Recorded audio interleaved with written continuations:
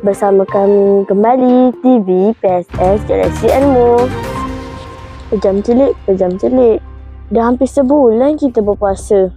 Ramadan akan meninggalkan kita. Kamu puasa penuh? Wah, ada yang cantik, berbaju kurung dan berbaju Melayu.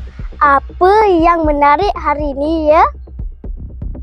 Hari ini semua segak berbaju Melayu dan berbaju kurung sopan kerana ada majlis khatam Al-Quran anjuran unit Bina Insan. Jom kita sama-sama saksikan.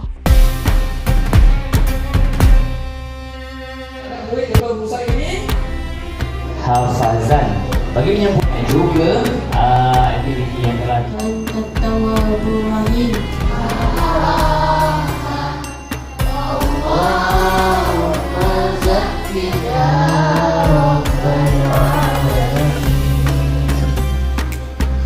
Allahumma zayyinna bizinatil Qur'an wassalam ala rasulina Muhammadin wa ala alihi. Allahumma hamna bil Qur'an wa ja'ashura.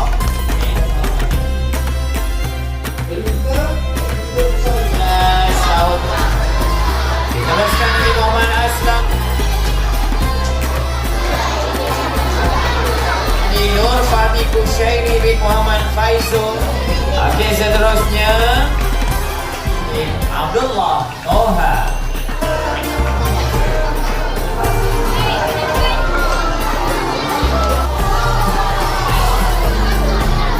Okey,